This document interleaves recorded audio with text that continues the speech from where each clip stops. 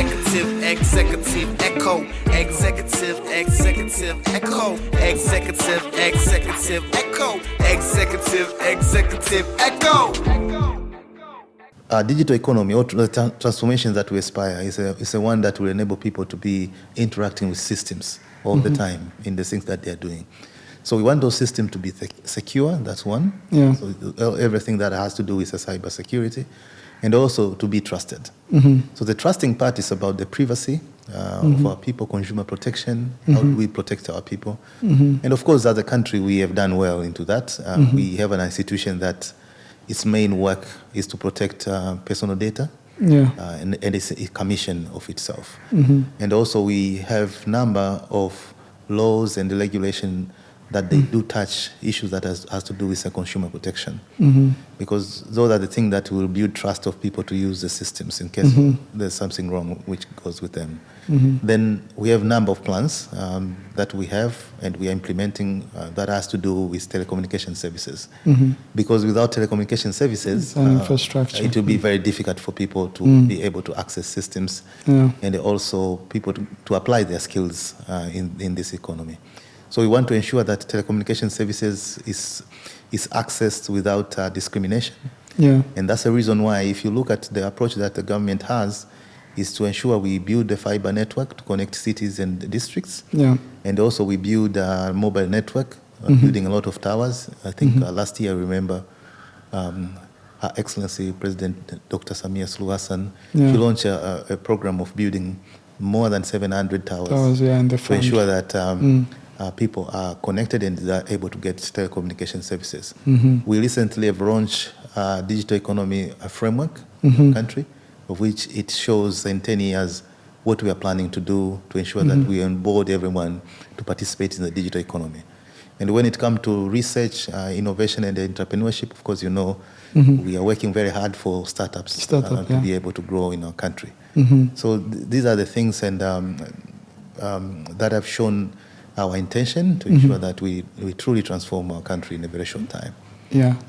And of course, when we talk about digitalization, it's all about connectivity, which of course in Tanzania we have seen recently the huge investment by the government in terms of making sure the connectivity, not only just from the fiber point of view, but even on the telecommunication. And the satellite itself. And satellite now, we are talking about it. But now, with the normal final mwananchi, the citizen, which is how do we enable them to educate so that we have like any centers which they actually learn to fast track them to understand the change which need to happen as a pillar number one, which we say. And then also pillar number 3, which is the last one we talk about, now the innovation of these centers, which allow the researchers and everything to understand how big and what next. So then again, it can come back to the normal citizen, again, to be taught how readiness and why they should change before we close the previous old version. Well, the question that you ask is very important, to say the truth, and it needs multiple prong of solutions to that. One, we have a number of institutions which have been built. The government is spending a lot of money to ensure that our people has skills and knowledge which is required, like the primary schools, the secondary schools, the A-level, vocational education, universities, technical institutions. So those are the institutional infrastructure which are addressing the issue of skills and the issue of knowledge. But there are innovations which has been done by government. I think you're aware of them. Last year we introduced the subject of ICT from primary school. So that is a preparation to ensure that we have a workforce that have a basic skills on how to use systems, interacting with systems everywhere in Tanzania. But there are those people who are not educated in this type of curriculum before. So there are a number of programs which have been started in a grassroots level to educate people. But the good thing of Tanzania is the penetration of mobile devices is very well, even in the grassroots level. So the skills on how to use mobile has grown naturally into our society. So people, they have certain understanding on how to use devices, especially smartphones. So the program of digital skills should be continuous, because education is something that you need to have plans. You spend money continuously educating people, because in this area, one thing that we have observed is keeping changing all the time. Yeah. So when things are changing, we need to also educate people as much as possible. So that's the thing. And when it comes to the issue of entrepreneurship, because it needs the skills also. Yeah. My institution is building 10 centers in the country. We build the Center for Acceleration in Innovation Hubs in Lindi, Tanga, Arusha, Mwanza, Dodoma, Mbeya, Dar es Salaam, and Zanzibar. These are pretty much big centers. We target the youth, give them the skills, because we know that we have, our country is lucky to have a lot of youth at the age of 15 to 34, which is almost 33% of our population. Yeah. We can't employ them in the government, all of them, so we need to give them skills, opportunities, so that they'll be able to grow. Yeah. And actually, Doctor, you have actually touched a very critical part, because now, since our community, in terms of the population, most of them are youth. Sure. And they're inspired to do something. They are part of the change. And they're using this digital infrastructure as a means of creating job, creating employment, so that they can grow the economy. That's why the government is building all this infrastructure. And with this information, because most of the listeners and viewers are the young startup and the SMEs, they'll want to know more, Doctor, in terms of how can they access this, and at what level they will be needed for them to enter, and at what level they need to exit, so that they can plan for their business very well, for the economy. That's a great question. Government noticed one thing, that there are a lot of youth who believe on entrepreneurship.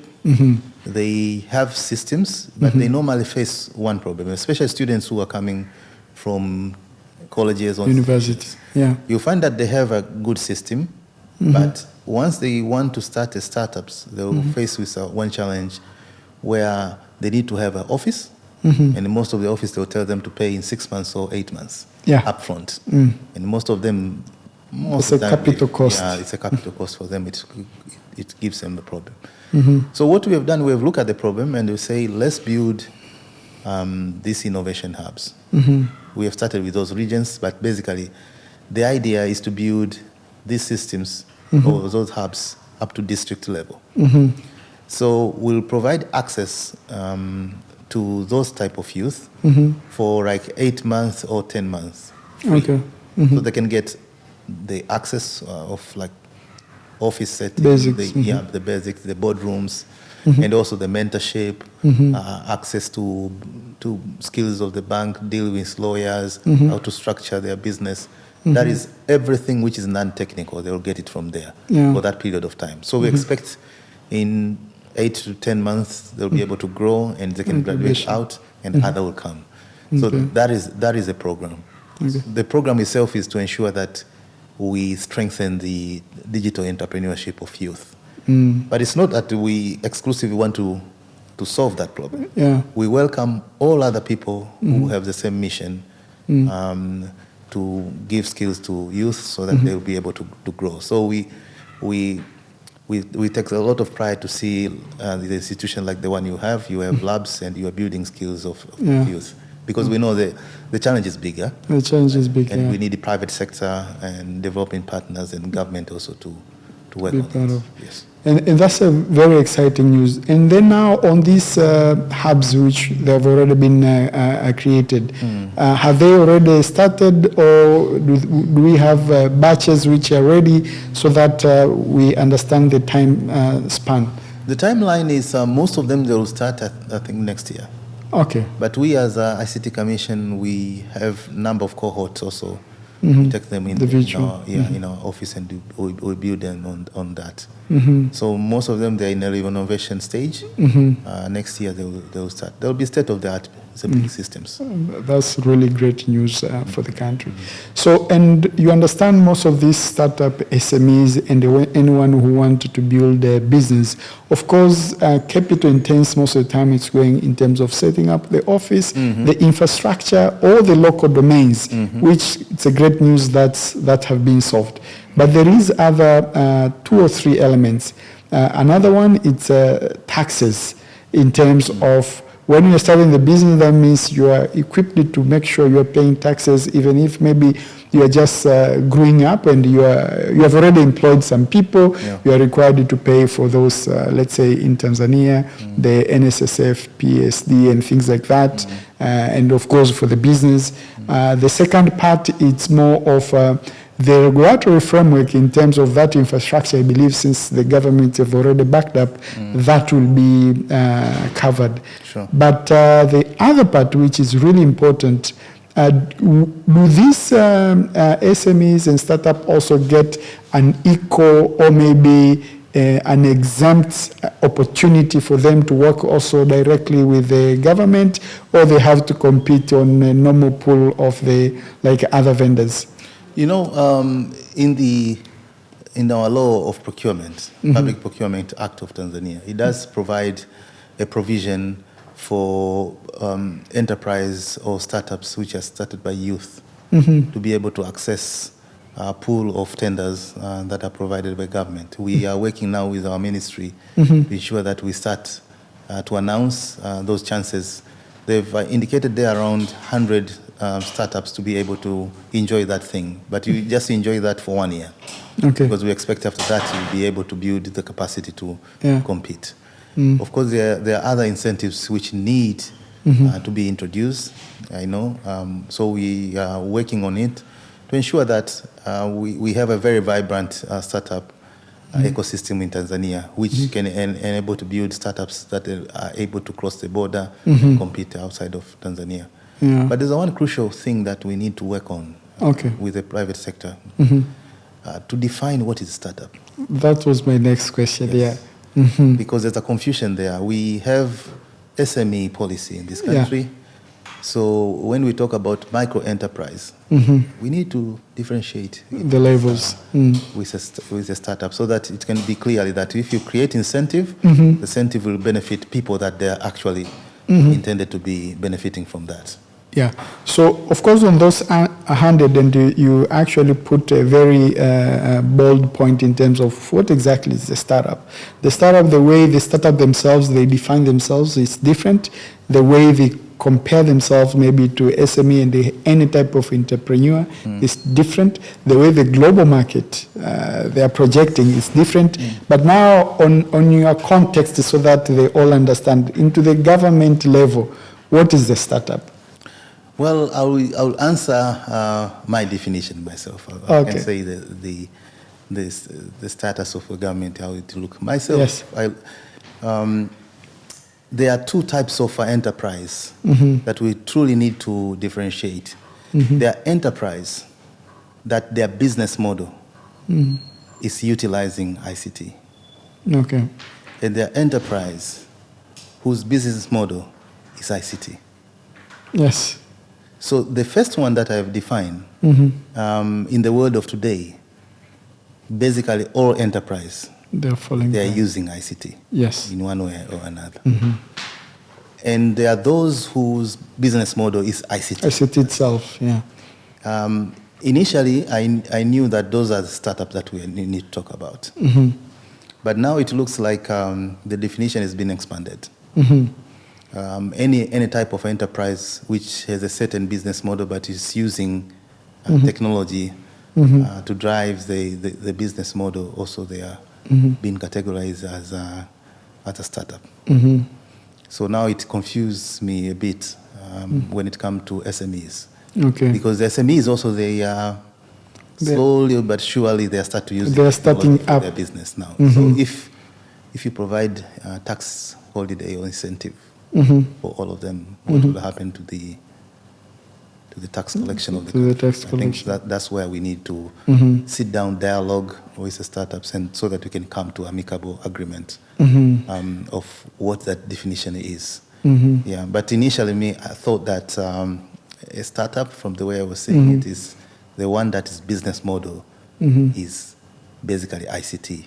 Yeah. Yeah, And, but it has evolved now. Yeah, it's evolving. And all this skill and infrastructure, which now the government is building and enabling, we have seen the likes of BOT. Yes. They have enabled the startup, the SMEs, and even big enterprise to make sure they play equally in the same field. That's why we even have a sandbox, Yes. but we have the interoperability to make sure everyone provide the good service to the normal citizen so that the citizen can actually enjoy it. But in terms of now that skill gap, is our community really understand that all this infrastructure, it's actually making the service cheaper for them, affordable for them, so that they can be connected, or they see it as a burden, and most of them, they don't want to enter into it because they don't feel safe, because they feel like a digital, like, either the company or the government or the whatever is taking their data and taking their freedom. How is our regulator or the ICT as a commission, or you as a doctor with the experience, making sure that gap is balanced? That's, if you remember, I said there are 5 pillars. Yeah. And it falls in the pillar number 2, which is digital security and trust. Actually, what you have asked about is about the trust issue. Trust issues, yes. So to address that thing, the government have seen that. And that's why they've created Personal Data Protection Commission, whose work is to ensure that they protect data of people. Everything that has to do with privacy, they deal with it. And on top of that, they created a law, data protection law. So all that thing that you have asked about has a law, and it has a institution that has to deal with everything that has to do with that. And of course, we are in the process of creating a system which is called consent management systems. Consent, okay. Yeah, which will be able to give you a chance of seeing all of your data and to know if someone have tried to access your data or manipulated your data. And that's the reason why you have heard that very soon we are going to issue a digital ID number. It's called Jamii number to Tanzania. So Jamii number will be part of that system. So if you have that number, you'll be able to see if someone have attempted to either to check, manipulate any of your data, and then you complain if you find one in the Personal Data Protection Commission. So we have worked on that. Yeah. So we have seen the exciting news about the launch of the Jamii number, but now based on that education or gap skill, most of the people were asking, what will be the difference? Because we already have our NIDA number. Sure. And then this is Jamii. Is this Jamii number only for digital? That means if I don't want my data, I don't need to go there, or it could be combined, or what's the differentiator so that it can elevate the economy to the next level? It's the same number that you have asked about, but additional part of it, this is a number of all the numbers that we have acquired in your life up till now. So, for example, if I use your NIDA number to look in the system, and if you give consent, it's easy for someone to see your best certificate number, your primary certification number, all the event of your life that have created numbers. They can be tracked with that number. So basically, we are empowering you to control all of your data, which is quite different from how things are now. So now going to that pillar number 2, which is the security and trust. And now people, through Jamii number, through NIDA, and any other digital consumption through the infrastructure which they are. And we have seen now everyone is talking about the future of AI, and most of the time AI, it's a combination of getting the data from different type of sources so that it can define the future and the prediction. That's very correct. How will this going to affect, because people are scared about it? I can give you an example. Someone was was giving a story about, the daughter somewhere in US was getting a message about, you need to, you have a pregnancy symptoms, you need to do this and this, and the ads and even advertisement, they start getting, the diapers, the next XYZ, why that person didn't know that she's already pregnant. Just because through a certain payment, she did pay based on the type of food which she was starting consuming, then that data convert and say like, due to this and based on the previous whatever, pretty much maybe now you are pregnant. That means the data in the AI for the future know about you compared to even the way you are knowing itself. After 3 months, it's when now she discover actually she have that. So due to that, going back into that story, into in the safety and trust, how this data can going to be explored so that other organization or even other entity, they're not using it in a different way that you don't want. Yes. That's the reason why we have been very careful